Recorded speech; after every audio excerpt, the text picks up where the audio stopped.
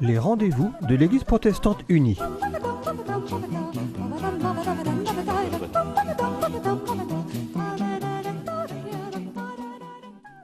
Bonjour à chacun.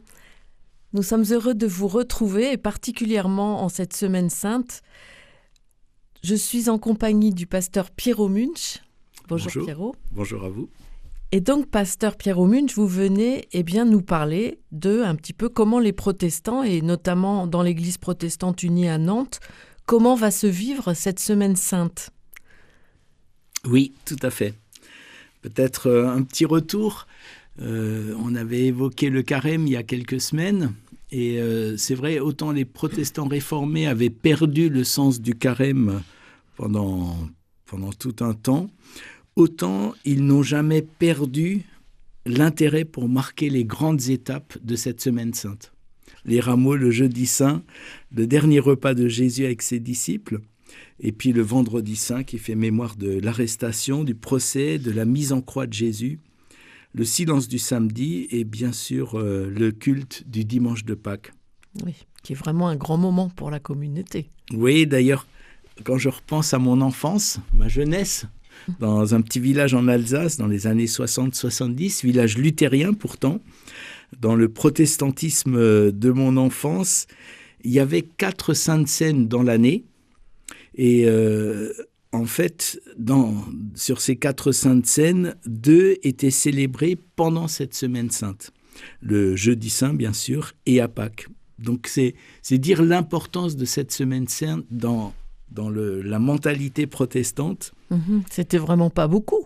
Non, scènes dans l'année. C'était pas beaucoup et je pense que c'était pas une exception quand on pense qu'entre le 9e et le 19e siècle, aussi bien dans l'Église catholique que chez les réformés, les luthériens, on communiait très peu.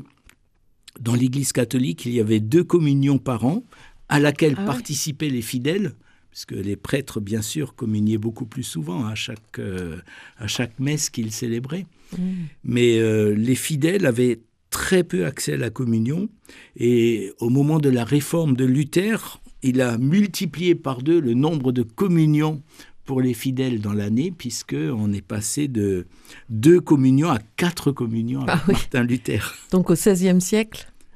Au XVIe siècle. Voilà. Et donc, on est resté dans les milieux protestants plutôt sur cette fréquence-là, bien plus longtemps que les catholiques, puisque les catholiques, dès le début du XXe siècle, ont rendu la communion plus fréquente. Et les protestants, les luthériens, les réformés s'y sont mis petit à petit, je dirais peut-être dans les années 70-80, avec, dans la plupart des paroisses aujourd'hui, une communion mensuelle, quelquefois bimensuelle, tous les 15 jours, et dans de très très rares exceptions, une communion tous les dimanches. C'était le cas à Nantes avant le Covid, et depuis le Covid, on est passé à une communion tous les 15 jours. Ah oui. Très bien. Donc, cette semaine sainte, qui est donc le thème de notre émission, cette semaine sainte chez les protestants, elle a une vertu pédagogique. Et vous allez nous parler justement de pourquoi on choisit, puisque les protestants ne sont pas forcément plus liturgiques que ça. Mais par contre, la semaine sainte, il va y avoir des moments forts marqués tout au long. Est-ce que vous voulez nous expliquer un petit peu l'importance de ça pour les protestants ? Alors, je vais l'expliquer à partir de mon cheminement personnel. Dans ma jeunesse, j'ai beaucoup fréquenté le foyer de charité de la Roche d'Or, bien que j'étais protestant et que c'est un lieu très marial. Et que ce n'est plus un foyer de charité. Et que ce n'est plus aujourd'hui un foyer de charité, en effet. Et un des fondateurs, le père Calran, parlait souvent des scènes d'évangile en disant que c'était comme des mises en scène théâtrales. Avec leurs déplacements, avec leurs dialogues, leurs tensions dramatiques, leurs effets de surprise. Et moi, j'ai toujours trouvé ça un peu bizarre de suggérer que l'évangile pouvait être du théâtre. Irrespectueux un peu.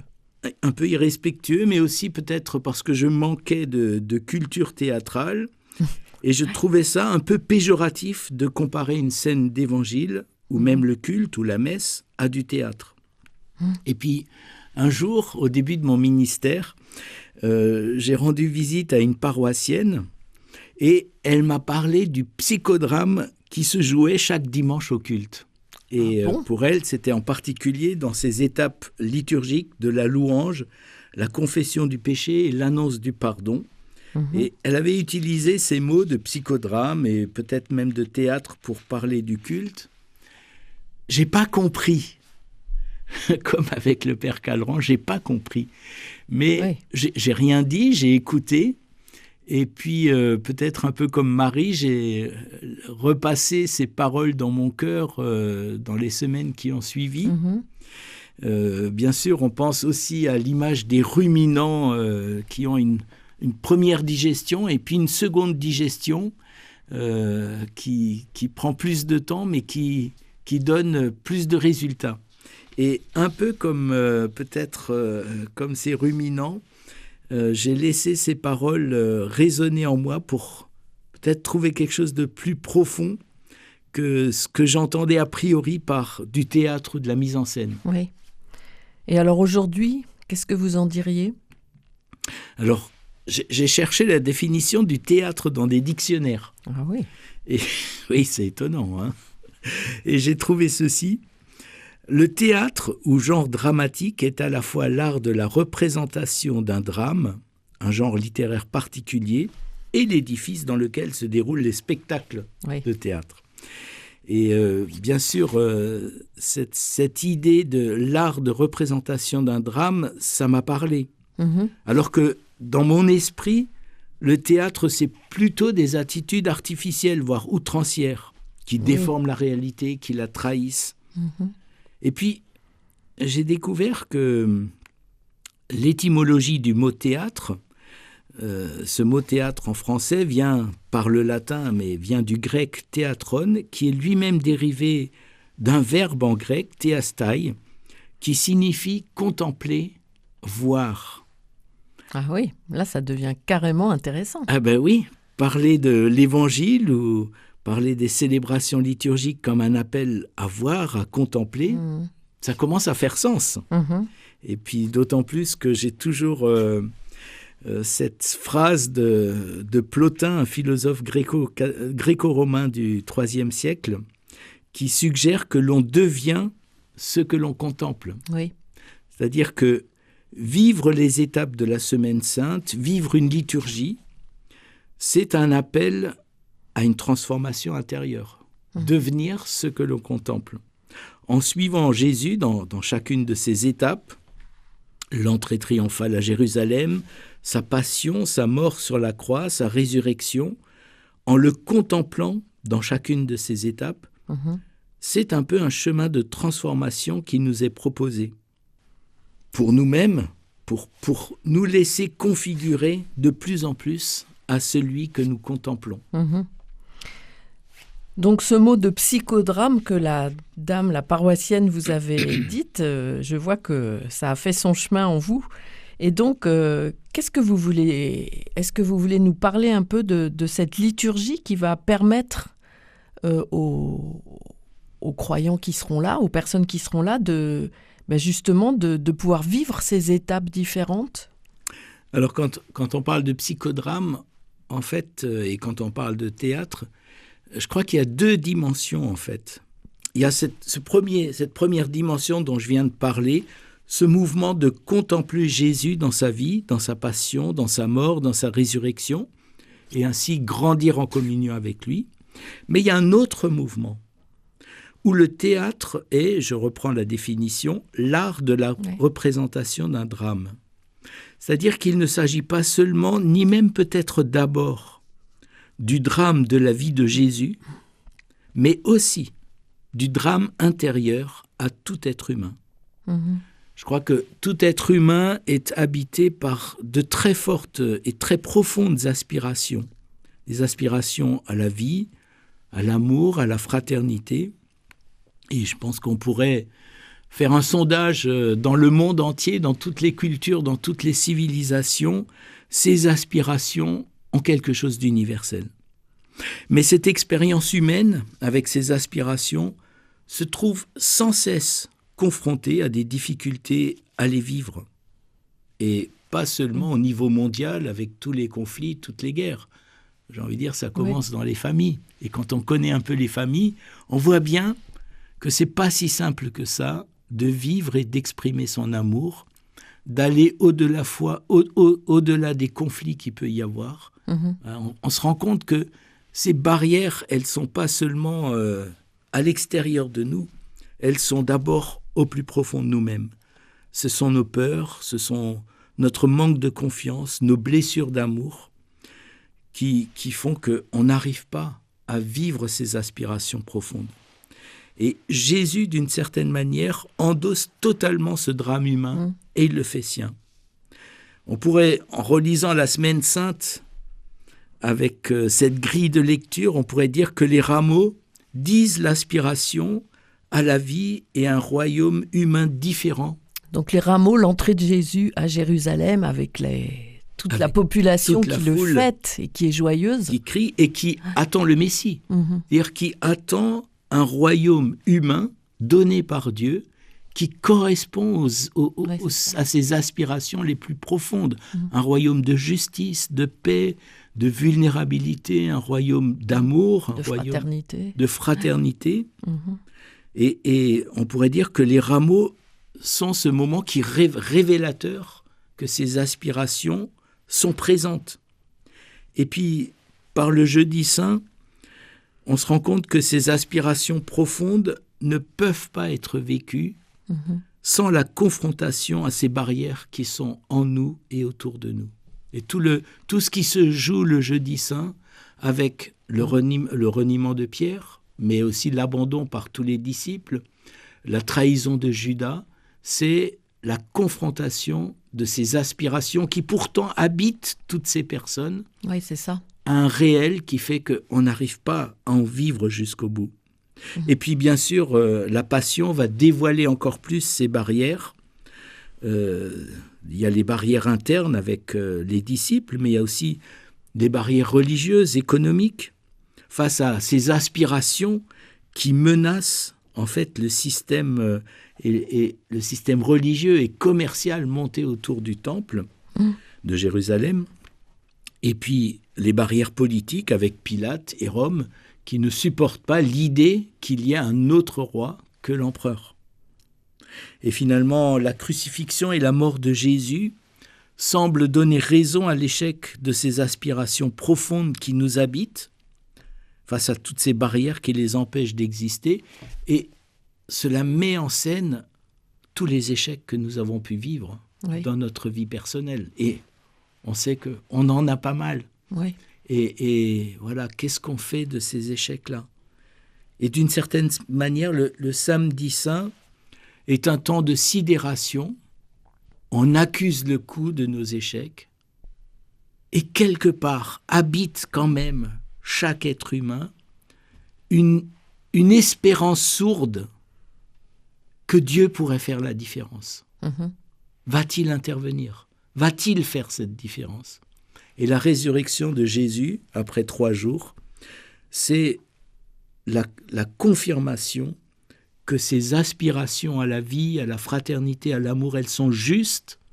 Nous sommes créés pour cela et Dieu veut que ça puisse exister, qu'on puisse construire un monde, un royaume qui est habité par cette réalité-là. Avec cette confiance que Dieu aura le dernier mot, en fait. Absolument. Que la vie aura le dernier mot. Et que nous pouvons en vivre, même si c'est difficile, même si nous sommes confrontés à des barrières, même s'il y a des échecs sur la route, c'est le chemin, c'est la vocation que Dieu imprime dans nos cœurs. Donc la Semaine Sainte, elle a cette double fonction, vous nous expliquez, à la fois de nous donner à voir Jésus, à le contempler au pas à pas, parce que lui aussi, il est passé par certainement toutes ces émotions. Et puis en même temps, de nous faire revisiter aussi notre vie intérieure avec ces moments de confiance, d'espérance et ces moments de désarroi. Oui. Alors concrètement, comment ça va se passer dans la paroisse à Nantes ?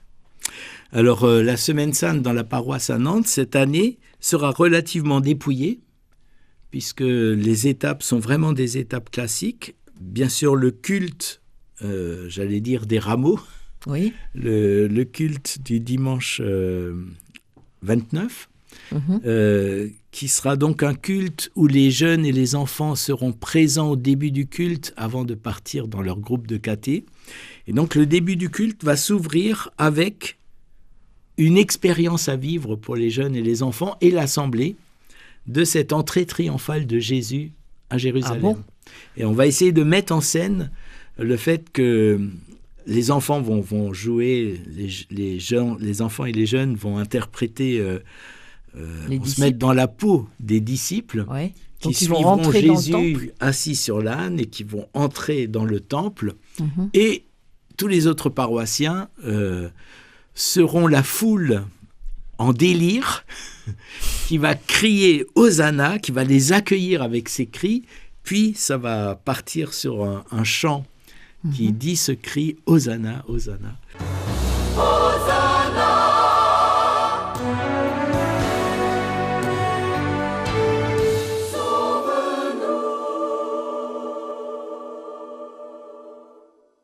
Et voilà, et qui va acclamer Jésus comme le Messie arrivant. Et ce qu'on voudrait, c'est que on soit tellement impliqués tous que pour ces jeunes et pour ces enfants, on puisse vraiment entrer dans cette expérience, cette exultation. Oui, ça y est, on va y arriver. Ouais. Donc ça, c'est le dimanche des rameaux. Ça, c'est le dimanche des rameaux. Alors, il n'y a donc- pas, pardon, juste une petite question annexe, mais il n'y a pas comme chez les catholiques où chacun repart avec son petit Son rameau. béni. Il n'y a pas ça chez les protestants. Non, il y aura des rameaux, il y aura des vêtements. On va jeter des rameaux sous les pieds des enfants qui entreront dans le temple. On jettera des vêtements par terre, des bouts de tissu pour faire ce tapis rouge Oui. de l'entrée Comme dans triomphale de l'Évangile. Jésus à Jérusalem. Mais effectivement, il n'y a pas de bénédiction des rameaux puisque les protestants, en général, ne bénissent pas les objets, ils bénissent les personnes. Alors bien sûr, je sais que les catholiques aussi bénissent les personnes en bénissant des objets, mais nous, on s'interdit formellement de bénir des objets. Mhm. Et on veut aussi résister à cette tentation toujours un peu qui guette l'être humain de religiosité, de penser que si je rentre avec un rameau béni à la maison, voilà, toute mon année sera bénie par Dieu. On rend Dieu favorable à notre vie. C'est pas très protestant, ça. C'est pas très protestant. Et, Mais moi, peut-être qu'il y a des catholiques que ça aide vraiment à vivre leur foi. oui, alors j'en suis convaincu, mais j'ai vu aussi, j'étais une fois à une messe des rameaux Ouais. dans ma brève existence, et j'ai été frappé de voir des personnes quand même assez nombreuses qui venaient uniquement pour recevoir leur brin de rameaux bénis et qui repartaient avant même la fin de la messe. Mhm. Et je me suis dit, bah là, on n'est pas tout Bien à fait sûr. au rendez-vous de l'Évangile. Alors, comme vous dites, parce que je pense toujours aussi à cette femme qui touche le manteau de Jésus en pensant qu'elle va être guérie, et puis elle est guérie. Ouais.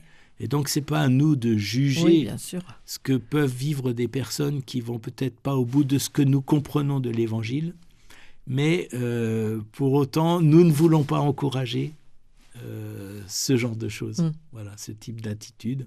Peut-être à tort, peut-être on a tort de ne pas accueillir davantage des personnes qui ont cette quête religieuse pour voir comment on peut l'évangéliser. Voilà. Toujours est-il qu'on ne bénit pas de rameaux. Nous écoutons, je le dis, si des auditeurs ont pris en cours de route, nous écoutons le pasteur Pierrot Munch qui nous parle de comment la Semaine Sainte se vit à l'Église protestante unie de Nantes. Voilà, nous en étions donc au dimanche des rameaux. donc qui était le 29... qui est le début de la Semaine Sainte, voilà, le 29 au niveau liturgique. à 10h30 au temple de Nantes. Et puis ensuite, nous aurons une veillée le jeudi saint à 19h au temple. Et c'est une veillée qui aura c'est un foyer, une ellipse avec 2 foyers.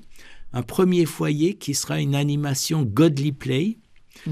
C'est une pédagogie qui est tirée de Montessori pour faire découvrir aux enfants l'Évangile avec les moyens pédagogiques de Montessori, donc en particulier l'appel au sens, de pouvoir manipuler des objets, toucher des objets.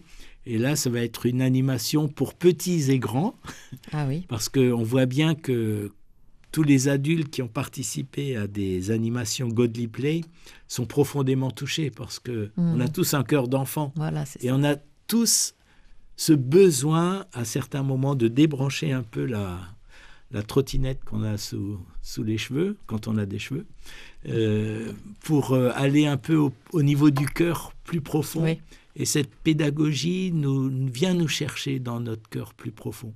Et donc, il y a une animation qui fait mémoire du dernier repas de Jésus, d'une manière très originale, mais qui est très profonde et très parlante. Et puis, nous enchaînerons avec le deuxième foyer de l'ellipse, qui sera la célébration d'une scène dans laquelle on va marquer un peu les étapes de la liturgie de la scène qu'on passe en général assez vite parce que voilà, c'est un chemin connu, balisé. Et là, on va s'arrêter un peu à chaque étape. Vous voulez dire en reprenant les paroles du Christ ? En reprenant les paroles du Christ et en faisant quelques commentaires pour rentrer peut-être plus dans l'intention première de Jésus, dans l'institution de ce repas. Parce que voilà, on parle de sacrifice, on parle de... Et peut-être on comprend mal de quoi on parle. Le sacrifice, c'est un sacrifice. Quand on parle de sacrifice, en général, on pense à ce que des hommes offrent à Dieu. Or, quand on regarde le récit de l'institution de la scène, on ne parle concrètement que de ce que Dieu fait en faveur des humains, des disciples, et plus largement de la multitude. Et donc, le pasteur Antoine Nuis propose de ne pas parler de sacrifice, mais plutôt de repas sacrificiel, mais plutôt de repas sacramentel, parce que l'idée de sacrement renvoie davantage à ce que Dieu fait pour l'être humain. Oui. Et donc voilà, on va rentrer un peu dans tout ça au cours de...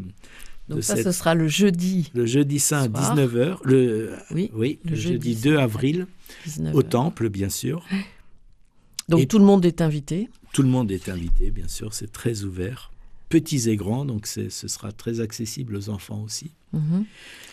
Et ensuite, nous aurons la veillée du vendredi saint que nous allons vivre avec le groupe de Thésée de Nantes, puisque ça tombe un premier vendredi du mois et qu'ils ont leur prière tous les premiers vendredis du mois au temple de janvier à juin. Ensuite, ils se retrouvent à l'église Saint-Nicolas, toujours le premier vendredi mois de juillet à décembre.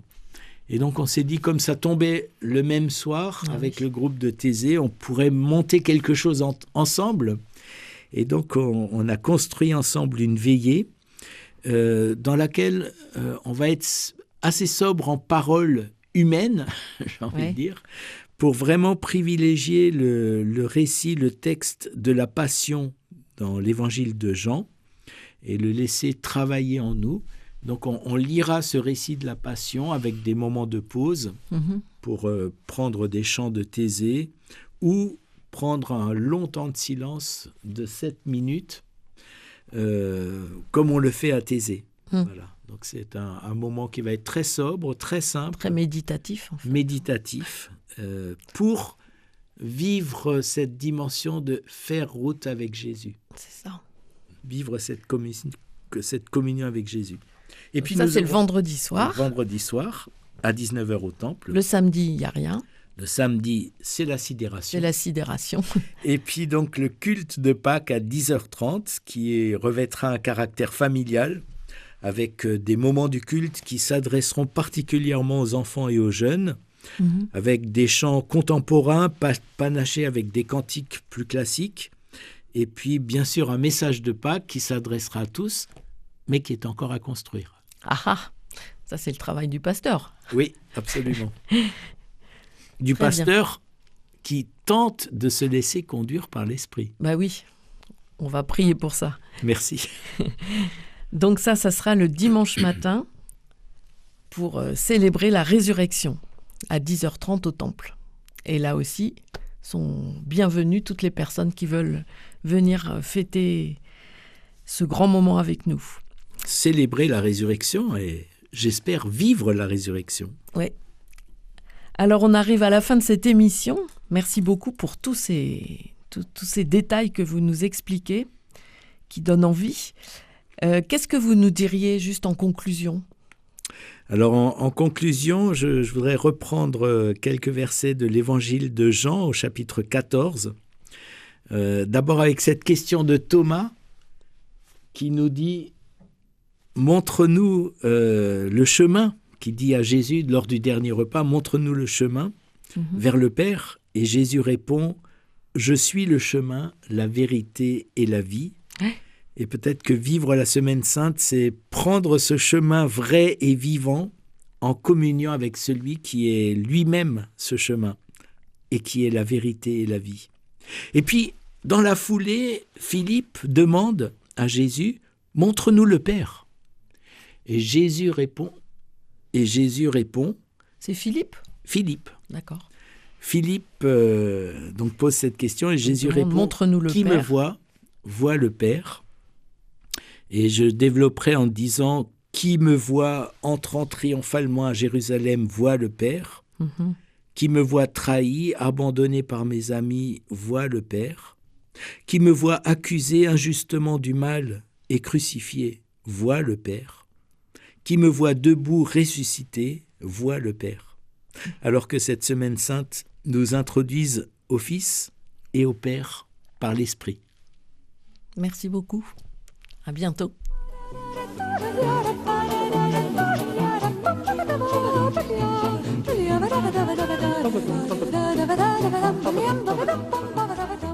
C'était les rendez-vous de l'Église protestante unie.